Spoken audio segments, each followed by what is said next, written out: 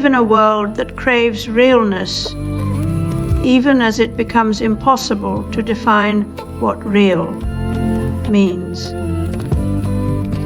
In the attention economy, authenticity is not just an aesthetic, it's a currency. The more genuine something feels, the deeper we engage with it, and the more profitable it becomes.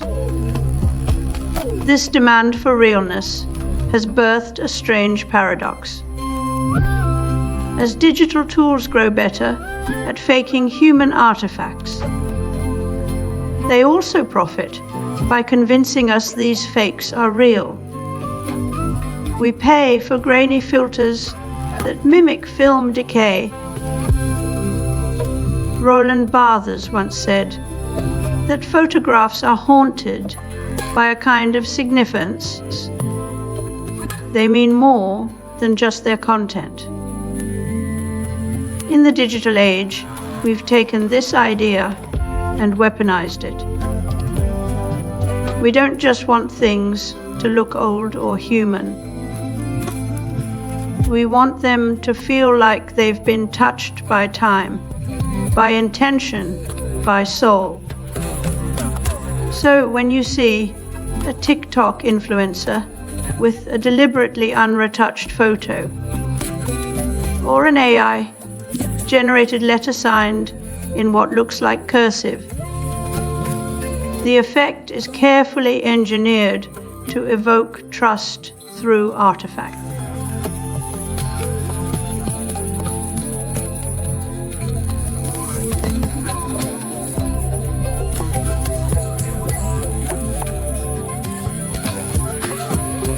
In the 1960s and 70s, early chatbots like Eliza demonstrated surprising power in mimicking human conversation.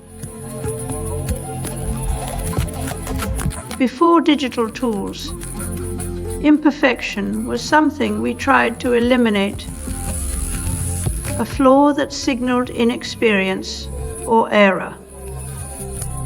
But as we've learned to love the human touch, even in artificial systems, our tools have adapted.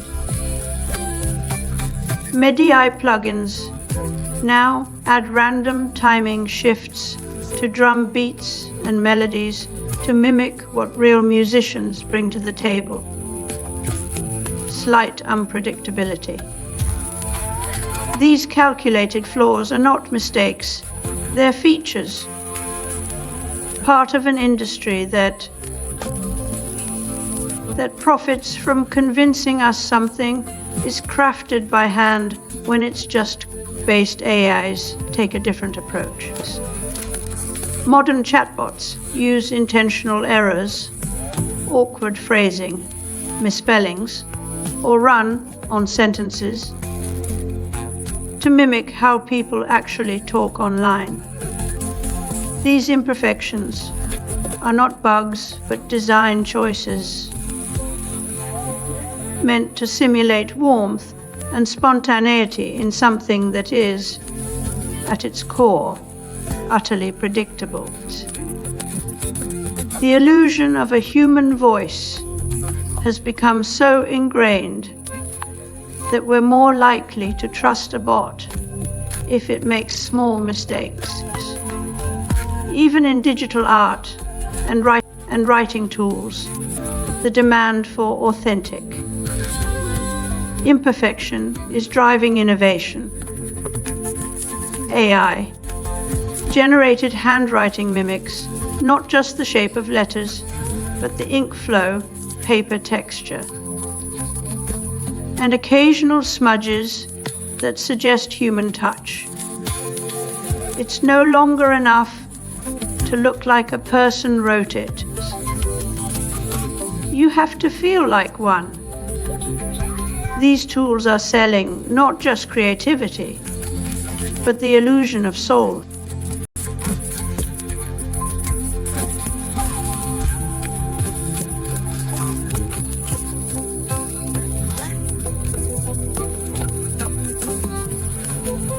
In this high-stakes game of cat and mouse, Deepfakes have redefined what it means to be real, not just in entertainment, but in politics, journalism, even personal identity.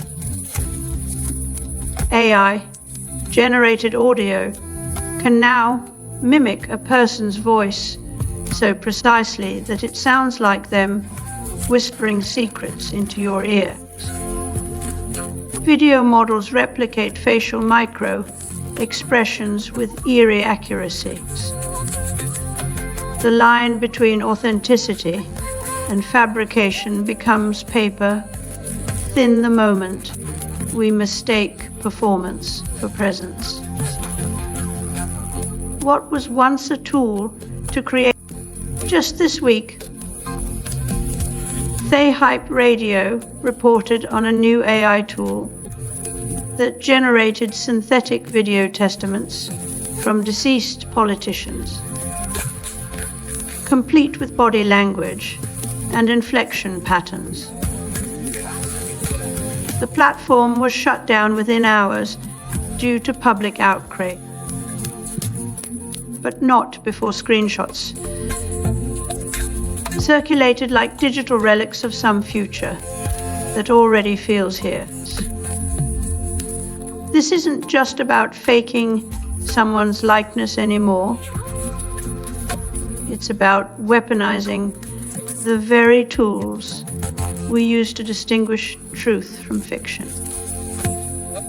Platforms are now scrambling that jolts us out of a photograph, something alive and jagged in an otherwise controlled frame.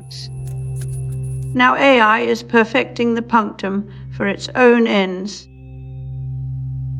not to disrupt meaning, but to embed it deeper into our belief systems. A fake image with one too many fingers, or a video where the background light shifts just slightly wrong. These are no longer signs of fakery. They're now part of a new standard, part of an arms race between detection and spoofing that never ends. The more we get better at seeing through lies, the harder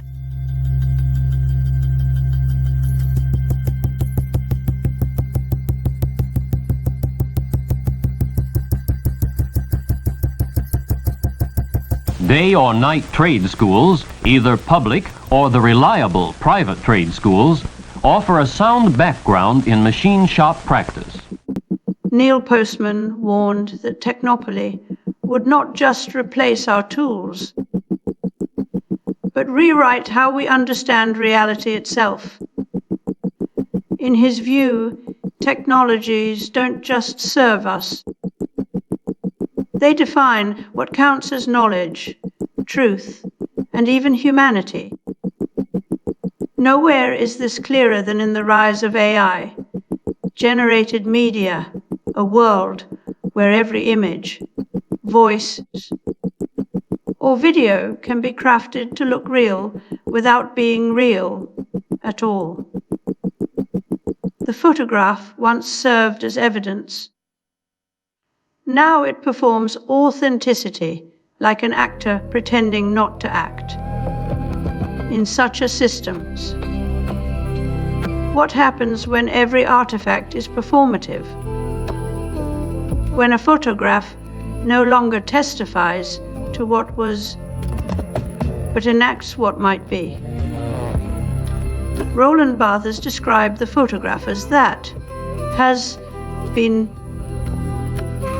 a thing that once existed and therefore carries its own truth.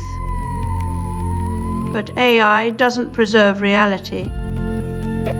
It performs authenticity through algorithms trained on past fictions.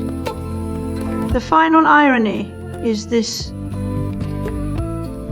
by trying to mimic imperfection at scale, we may end up with perfect fakeness, where everything feels real because nothing actually is, would lead us to confuse the medium for the message.